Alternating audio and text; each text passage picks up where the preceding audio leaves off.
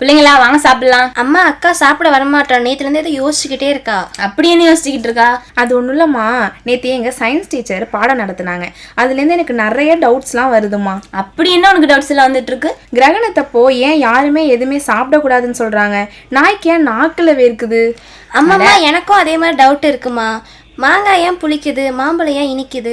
எனக்கு 2 கால் மட்டும்தான் இருக்கு, பூரானுக்கு எத்தனை கால் இருக்கு? அட இவளுகளுக்கு என்னென்ன தோணுது பாரு. இந்த மாதிரி கேள்விக்கெல்லாம் தீர்வு காண வந்தாச்சு நம்ம ஈஜிஎஸ் பிள்ளை சமுதாய வானொலியில அறிவியல் அறிவோம் இன்னுங்கிற ஒரு புதிய நிகழ்ச்சி.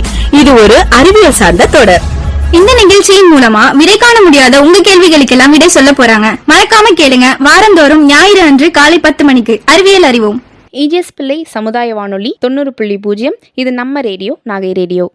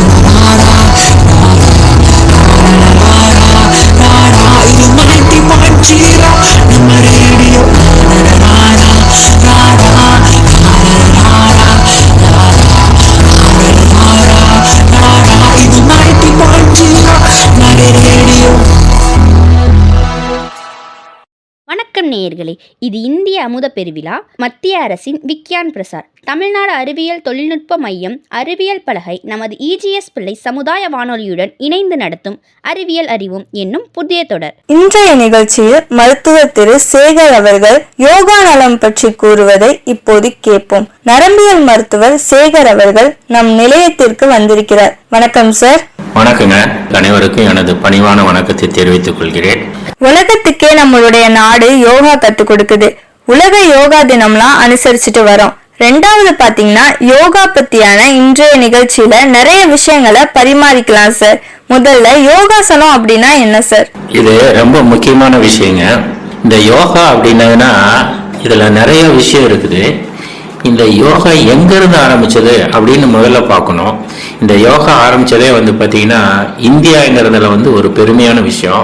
இது எப்போ உருவானது அப்படின்னா 5000 ஆண்டுகளுக்கு முன்னாடியே நம்ம நார்த் நம்ம இந்தியாவில் உருவானதுங்கிறது தான் உண்மை. இது ரிக்வேதத்தில் சொல்லப்பட்டிருக்குது. இதை சமஸ்கிருதத்தில் தெளிவாக கொடுத்துருக்குறாங்க. 5000 ஆண்டுகள்னு ஒரு பக்கம் சொல்றாங்க. இன்னொரு பக்கம் பார்த்தீங்கன்னா மில்லியன் இயர்ஸ் முன்னாடி, அதாவது கிறிஸ்து பிறப்பதற்கு முன்னாடி 1 மில்லியன் ஆண்டுகளுக்கு முன்னாடியே உருவானதாகவும் சொல்றாங்க. அப்போ இதுல நிறைய விஷயங்கள் இருக்கு. இதுல என்னன்னா நம்ம உடலையும் உள்ளையும் ஒருநிலைப்படுத்துறது தான் ஒரு பேசிக்கான கான்செப்ட். இது வேற எங்கேயுமே இல்லை. முன்னாடி உருவானது இந்தியாவில். இப்போ உலக அளவில் இது எல்லாமே பரவி இருக்கிறது. உலக மக்கள் அனைவரும் நிறைய பேர் இதை வந்து யூஸ் பண்றாங்க. நம்ம வெளியில போய் எக்ஸசைஸே பண்ணணுங்கிற அவசியம் கிடையாது, ஒரு கிரவுண்டுக்கு போகணுங்கிற அவசியம் கிடையாது. நமக்கு காற்றோட்டமான ஒரு இடம் இருந்ததுன்னா வீட்டிலேயே போதுமானது. வயதானவர்கள், குழந்தை முதல் பெண்கள், ஆண்கள், வயதானவர்கள் எல்லாரும் இதை வந்து பின்பற்ற மாதிரியான ஒரு நல்ல ஒரு நமக்கு ஒரு பயிற்சி. ஓகே சார், இப்போ வந்துட்டு யோகாவை பத்தி மேலும் சில தகவல்லாம் கொஞ்சம் சொல்லுங்களேன். இந்த யோகாவில் பார்த்தீங்கன்னா சிம்பிளா சொல்ல போனா பிசிக்கலா, மென்டலா, ஸ்பிரிச்சுவலா அப்படின்னு சொல்லலாம். இத பிசிக்கலானா நம்ம தெரியும், உடல்ல வந்து எல்லா உறுப்புகளும் வேலை செய்வதற்கான ஒரு பயிற்சி நமக்கு தெரியும். நம்ம வந்து கிரவுண்ட்ல போய் நம்ம வந்து எக்ஸசைஸ் எல்லாம் பண்றோம் இல்லைங்களா, அந்த மாதிரி வந்து இது யோகா மூலியமா செய்யக்கூடிய ஒரு பயிற்சி. அதை வந்து ஆசனாசனாலாம் நம்ம நிறைய பேசுவோம். அடுத்தது மென்டலானா வந்து பாத்தீங்கன்னா நம்ம மனதை ஒருநிலைப்படுத்துறதுக்கான ஒரு வாய்ப்பு இந்த யோகா மூலியமாக. இந்த மனதை ஒருநிலைப்படுத்தும் போது நமக்குள்ள என்ன ஆகும், நமக்குள்ள இருக்கிற டென்ஷன் குறையும், நமக்கு ஒரு பயம் குறையும், நமக்குள்ள வேற எந்த மன ரீதியா இருக்கிறது எல்லாமே குறையும். அதை வந்து ஒருநிலைப்படுத்துறதுங்கிறது அவ்வளவு சாதாரண விஷயம் இல்லை. அதை ஒருநிலைப்படுத்தணும்னா நம்ம மெடிடேஷன், அதாவது நம்ம இருக்கிறதையே தெரியாத அளவுக்கு நம்ம உடலையும் உள்ளத்தையும் மறந்து இருக்கிற அளவுக்கு நம்மளால கொண்டு போக முடியும். அதெல்லாம் நம்ம ரொம்ப நாளா அதில் வந்து நம்ம யோகா செஞ்சுட்டு இருக்கணும். அடுத்தது ஸ்பிரிச்சுவல் என்னன்னா நம்ம கடவுள் நம்பிக்கை. கடவுள் இருக்குதுன்னு சொல்றோம் பாத்தீங்களா, இருக்கு இல்லை அது வேற விஷயம். அந்த கடவுள் இருக்குதுன்னு நினைச்சோம்னா நம்மளுடைய மனதையும் உடலையும் ஒருநிலைப்படுத்தி அந்த ஆசனாசனை கொண்டுட்டு போகும்போது கடவுளுடையே போக மாதிரி ஒரு நம்ம போக முடியும். இதான் ஸ்பிரிச்சுவல். இது மூணையும் கொண்டு வரும்போது நம்மள்ட்ட என்ன நடக்கும், நம்மள்ட்ட ஒரு நல்ல டிசிப்ளின் கிடைக்கும். இதுதான் யோகா. இந்த யோகா இதையெல்லாம் சேர்த்தும் போது என்ன சொல்றாங்கன்னா யோகி அப்படின்னு ஒரு வார்த்தை. அந்த யோகின்னா அதுக்கு என்ன அர்த்தம்னா கண்ட்ரோல். என்ன கண்ட்ரோல்? பிசிக்கலாகவும், மென்டலாகவும், ஸ்பிரிச்சுவலாகவும் இதெல்லாம் ஒரு சேர ஒன்னா கொண்டு வர்றதுக்கு இதை கண்ட்ரோல். இதுக்கு கண்ட்ரோல்னு பேரு. இதே யோகா அப்படின்னா என்ன அர்த்தம்னா யூனியன் அப்படின்னு நம்ம சொல்றோம். யூனியன்னா திரும்ப அதே தான். நம்ம வந்து உடலையும் உள்ளத்தையும், அதாவது பிசிக்கலா, மென்டலா, ஸ்பிரிச்சுவலா, கடவுளையும், கடவுள் நம்பிக்கையும், நம்ம மனதையும், நம்ம உடலையும் எல்லாம் ஒரு சேர ஒரு யூனியன் ஒன்னா கொண்டு வர்றதுக்கு பேர் தான் யோகான்னு அர்த்தம். இதுல நம்ம நிறைய விதங்கள் இருக்கு. நிறைய விதங்கள் இருந்தாலும் ஒரு பேசிக் கான்செப்ட் நம்ம உடலையும் உள்ளத்தையும் ஒருநிலைப்படுத்துவதற்கு தாங்கிறத திரும்ப நான் உங்கள்கிட்ட சொல்லிக்கிறேன். சார், இப்போ யோகால என்னென்ன வகையான யோகாசனம்லாம் இருக்கு, அதை பத்தி கொஞ்சம் சொல்லுங்க சார். இதுல ட்ரெடிஷனல் டைப் அப்படின்னு நம்ம சொல்லலாம். Traditional type of the yoga அப்படின்னு சொன்னோம்னா ஒரு 6-7 விதங்கள் இருக்கு. நிறைய இருக்குது. இதுல வந்து தியரி நிறைய இருக்குது. அதுல வந்து படிச்சோம்னா எங்கெங்கயோ போயிட்டே இருக்கும். அதுல வந்து நான் உங்களுக்கு சிம்பிளா புரியுற மாதிரி ஒரு சாதாரண விஷயமும் நான் சொல்றேன். அதுல யோகாவில் வந்து ரொம்ப முக்கியமான ஒன்று வந்து நம்ம வந்து முதலே சொன்னேன், நம்ம மைண்டு சொன்னேன், நம்ம மனநிலை சொன்னேன், அந்த மெடிடேஷன் சொன்னேன். அந்த மெடிடேஷன் வரையிலும் போறதுக்கு பேரு ராஜ யோகா அப்படின்னு பேரு. அடுத்தது வந்து நம்ம பிசிக்கல் ஆக்டிவிட்டி, அதாவது யோகாசனம் எல்லாம் செய்யறோம் இல்லைங்களா, அதெல்லாம் நிறைய விதம் இருந்தாலும் அதை ஒரு சேர ஒரே சொல்றது வந்து கர்ம யோகா அப்படின்னு நம்ம சொல்றோம். அடுத்தது வந்து நம்ம அறிவு ஆற்றலை இதில் வளர்த்துக்கிறதுக்காக இதையெல்லாம் சொல்றது வந்து ஞான யோகா அப்படின்னு பேரு. அடுத்தது வந்து பக்தி யோகா. பக்தி என்னன்னா நமக்கு தெரியும் எல்லாத்துக்கும், கடவுள் சார்ந்தது, குருவை சார்ந்தது.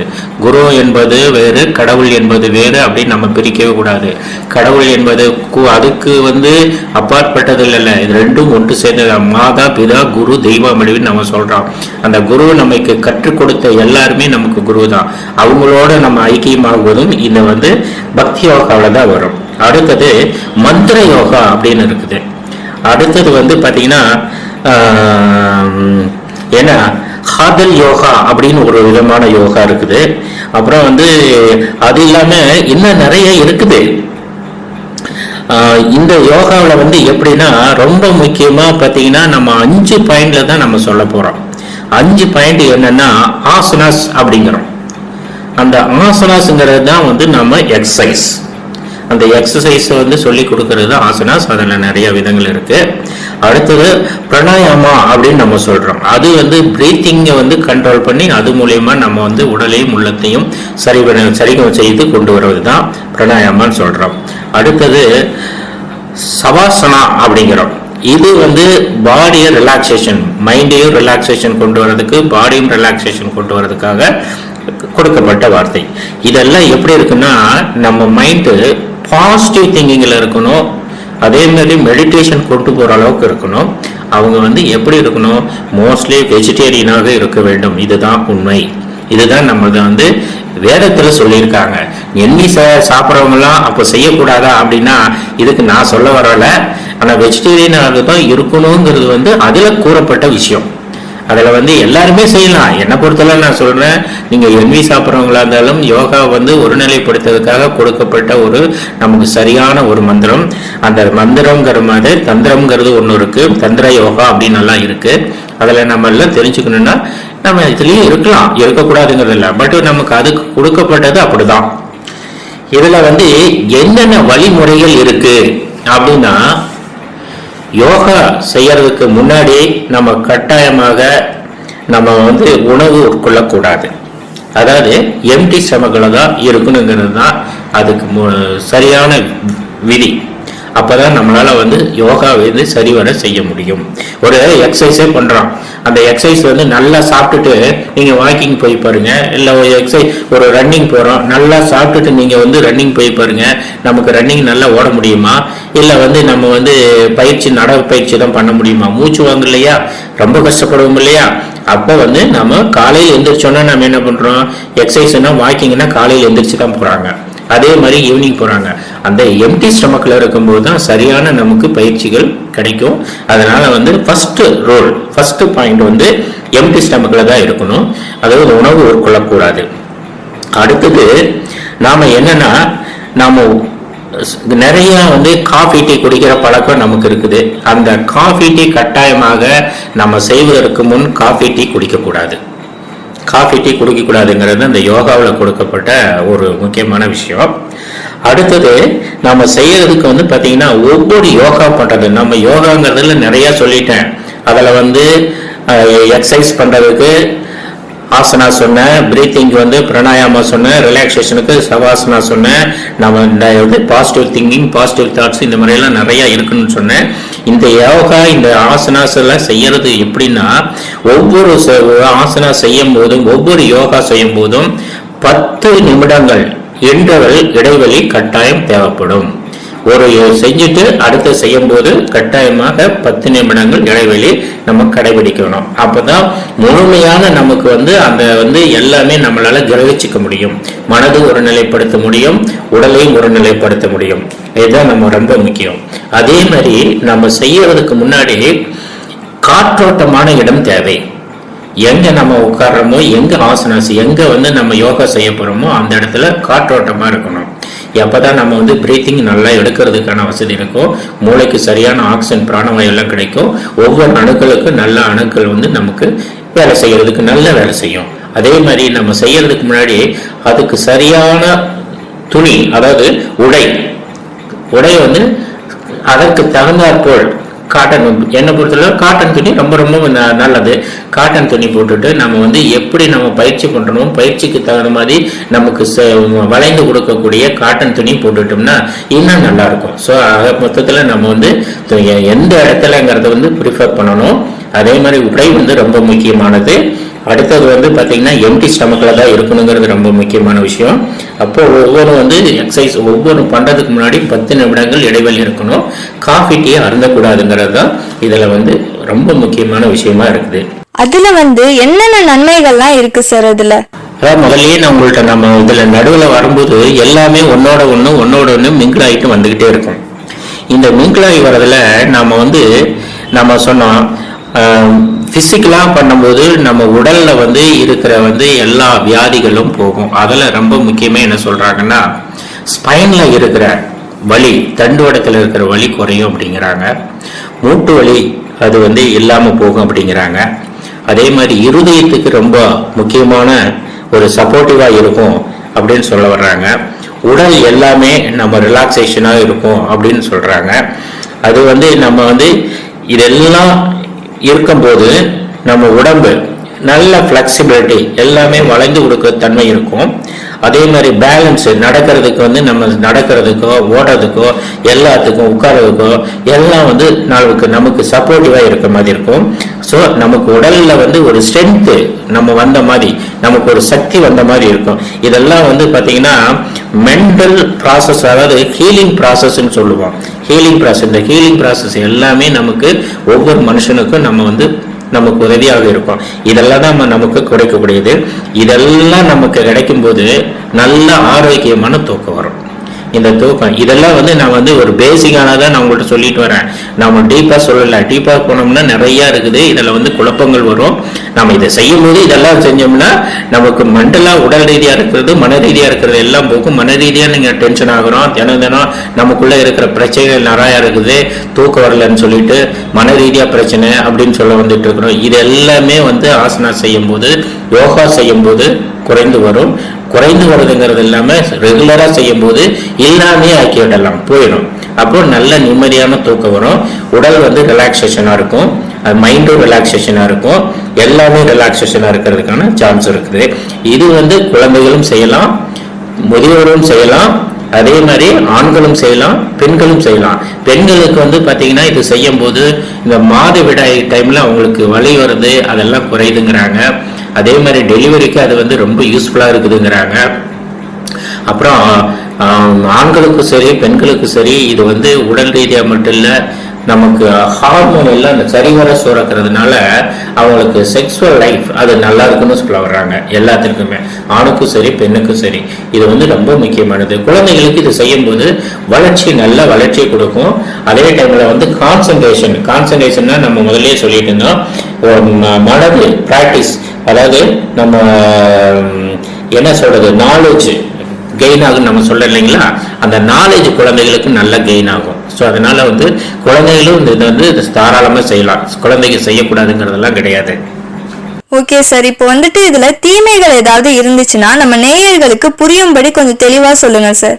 ஒரு நன்மைன்னு வந்ததுனாவே தீமைன்னு இருக்கும் அப்படிங்கிறது உண்மை. நாங்கள் வந்து மெடிசனை பொறுத்தவரையில ஒரு மருந்து வந்ததுன்னா நமக்கு இண்டிகேஷன் சொல்கிறோம். ஒரு இண்டிகேஷனை எதுக்கெல்லாம் கொடுக்கலாங்கிறது. அதே டைமில் காண்டா இண்டிகேஷனுங்கிறதும் ஒன்று உண்டு, எதுக்கெல்லாம் கொடுக்கக்கூடாது, அது கொடுத்தால் என்ன வரும். அதே மாதிரி தான் யோகாவிலையும் நம்ம சரிவர எல்லாத்துக்கும் ஒரு விதிமுறை இருக்குது. அந்த விதிமுறை போனால் ஒன்றும் ஆகாது. இல்லைன்னா அதுலேயும் சில தீமைகள் இருக்கு. உதாரணத்துக்கு வந்து பார்த்தீங்கன்னா நம்ம வந்து விகரஸா நம்ம பண்ணும்போது பிளட் ப்ரெஷர் கூடும்.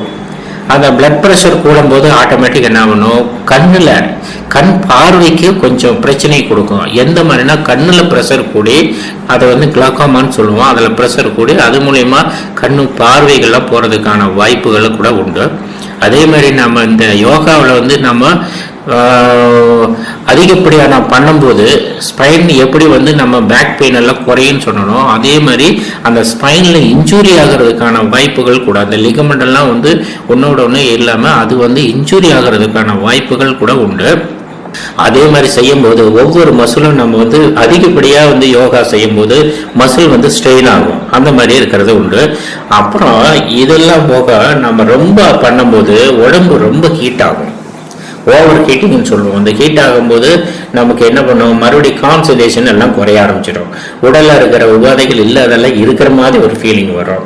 அதே மாதிரி வந்து ரொம்ப ஹீட் ஆகும்போது நிறைய வேர்த்து கொட்டும் போது டீஹைட்ரேஷன், அதாவது உடம்புல நீர் சத்து இல்லாத அளவுக்கு குறைஞ்சு போறதுக்கான வாய்ப்பு இருக்குது. அப்போ வந்து யோகா வந்து பாத்தீங்கன்னா சரிவர செய்யணுங்கிறது தான் இதுல வந்து. இந்த மாதிரி செய்யும் போது நமக்கு வந்து இந்த சைடு எஃபெக்ட் எல்லாம் வரும்போது நமக்கு எப்படி கடவுளோட வந்து நம்ம வந்து ஸ்பிரிச்சுவல் சொன்னோமோ அதே ஸ்பிரிச்சுவல்ல வந்து கன்ஃபியூஷன் வர்றதுக்கான வாய்ப்பும் உண்டு.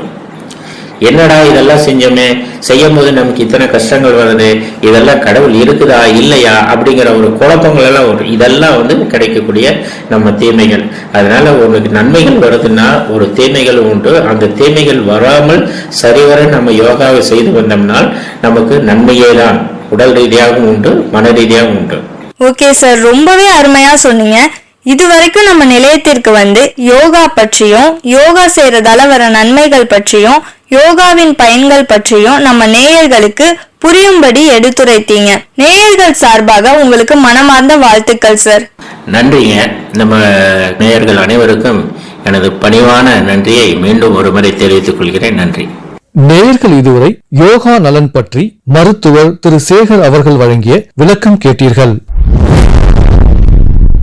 என்ன நேயர்களே, அறிவியல் சம்பந்தமான நிறைய விஷயங்களை இந்த நிகழ்ச்சி மூலமா தெரிஞ்சிருப்பீங்க அப்படின்னு நம்புறேன். இது இந்திய அமுத பெருவிழா, மத்திய அரசின் விக்யான் பிரசார், தமிழ்நாடு அறிவியல் தொழில்நுட்ப மையம், அறிவியல் பலகை, நமது இஜிஎஸ் பிள்ளை சமுதாய வானொலியுடன் இணைந்து வழங்கும் அறிவியல் அறிவோம் என்ன புதிய தொடர். அடுத்த தொடர்ல கண்டிப்பா உங்க எல்லாரையும் நாங்க சந்திக்கிறோம். அதுவரை உங்களிடமிருந்து விடைபெறுகிறோம். நன்றி, வணக்கம்.